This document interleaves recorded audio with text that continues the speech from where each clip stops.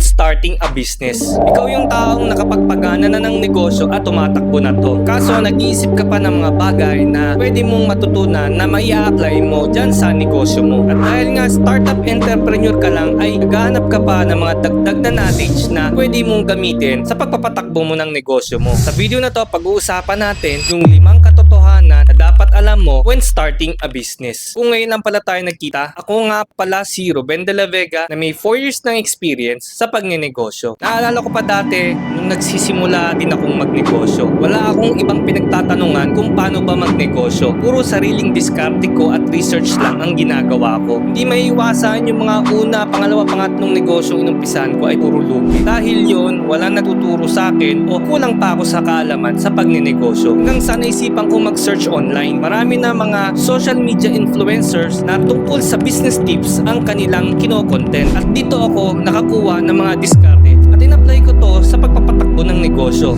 Hanggang sa gumana ito dahil yung mga kapalpakan ko dati, nalaman ko na kung ano ba dapat yung diskarte at dahil yun sa panonood ng mga business content sa social media. Hanggang sa dumating sa punto na masasabi ko na itong 4th business na itinayo ko ay naging successful na. Ito nga yung Red Battery Trading na nagbebenta kami ng automotive and motorcycle batteries. Kaya ito, si-share ko na sa inyo yung 5 katotohanan na dapat alam mo when starting a business. At ang isang katotohanan na dapat alam mo when starting a business ay huwag kang mangutang. When starting a business, marami kang maririnig na payo sa'yo na ipangutang mo na yan, yung pangpuhunan mo para maumpisahan mo na yung negosyong nasa isip mo. Ang problema, ang puhunang negosyo mo ay galing sa utang, magiging doble ang intindihin mo. Iniintindi mo na nga kung paano mo mapapaganda yung negosyo mo at iniintindi mo din on the side kung paano mo mababayaran yung mga utang mo. Isipin mo ang risk sa pag-uumpisa ng negosyo. Kung malugi man yung negosyong inumpisahan mo at galing sa utang niyang pinangpuhunan mo dyan, doble ang stress na aabutin mo. Kung hindi galing sa utang niyang pinangpuhunan mo, bukas na bukas ay pwede ka kagad magsimula ng bagong negosyo. Dahil galing nga sa utang niyang pinangpuhunan mo sa negosyo mo, bound ka ngayon sa utang.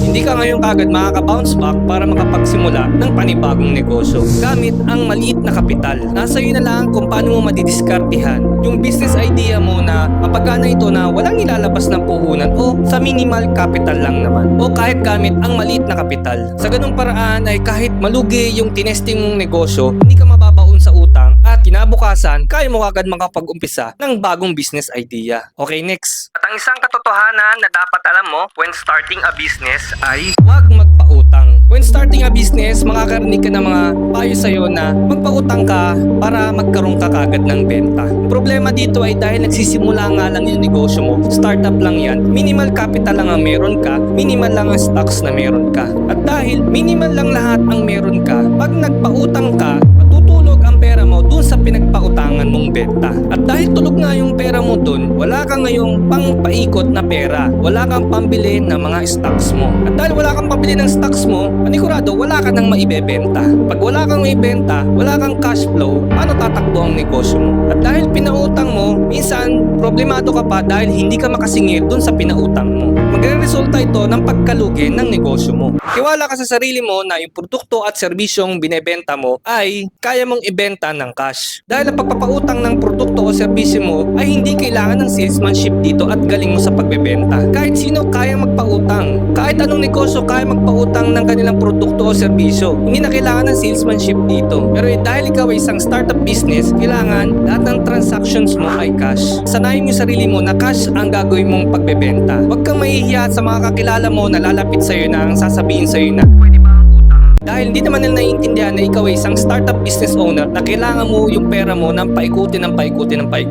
Always do it in cash basis. Okay, next. Ang isang katotohanan na dapat alam mo when starting a business ay wala kang sweldo. When starting a business, ang goal mo ay kumita yung negosyo mo ng same ng kita mo while ikaw ay empleyado. Ang problema pag nagsisimula ang negosyo mo, wala pa tong market base o wala ka pang suki, wala pang nakakakilala sa'yo. Kaya mararanasan mo ang mahinang benta. Dahil ang goal mo ay matapatan ng negosyo mo, yung sinusweldo mo sa trabaho mo, maganda mong gawin ay while employed ka, huwag ka muna magre-resign. Darating din yung araw na yung yung sweldo mo dyan sa trabaho mo ay maaabot nung negosyong pinapagana mo. At pag dumating na yung punto na yon, tsaka ka mag-resign sa trabaho mo at mag 100% commitment ka na dyan sa negosyong napagana mo. Darating yung punto na yung mararamdaman mo pag meron ka ng mga suki sa negosyo mo, may customer base ka na at paulit-ulit na silang bumibili sa'yo. Pero sa umpisa ng pagnenegosyo, huwag mo munang iisipin na yung negosyo mo ay kayang tapatan yung sweldo mo habang ikaw ay empleyado. Okay, next. Ang isang katotohanan na dapat alam mo when starting a business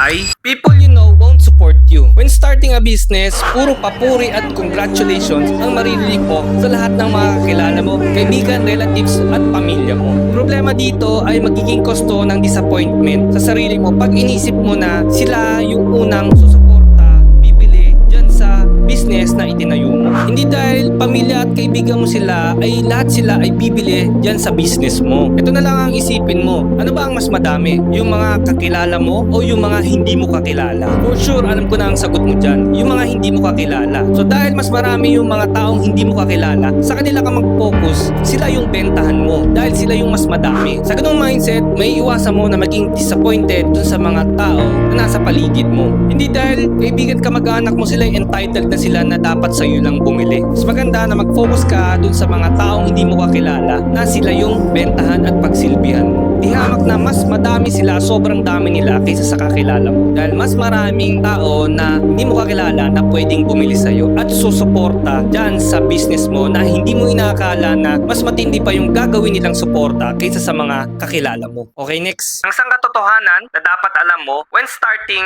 a business ay it's a long game. When starting a business, marami kang makikitang success stories sa social media o kahit man dyan sa lugar nyo. At alam ko, ina-idol mo tong mga ito. Problema kasi dito ay ang nakita na lang natin ay yung mga successful na buhay na nila kung ano man yung naabot na nila ngayon. Hindi na natin nalaman yung hirap nung nag-uumpisa sila sa pagnenegosyo. Maraming mga pinagdaanang hirap yan. Hirap, pagkatalo, at mga sakit at mga problemang nagsutan dahil hindi sila sumuko sa pangarap nila maging isang successful na negosyante. Dahil ang nakikita mo na lang ay yung mga success nila ngayon, akala natin ay instant na lang na maabot ang mga naabot nila. Ang di natin alam, it's a long game, it's a long story. Kaya ang solusyon dito, mag-focus ka na lang sa journey mo.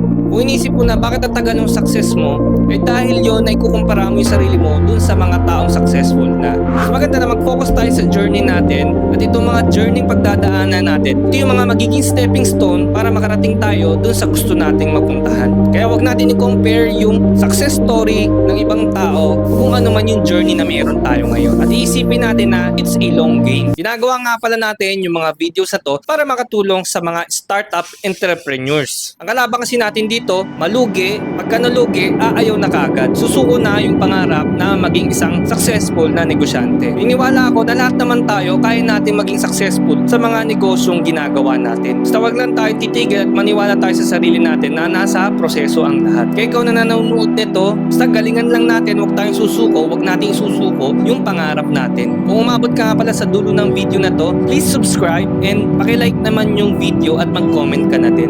O basta lagi nating tatandaan, sa pagnenegosyo, bawal ang mainip. Ang mainip, talo.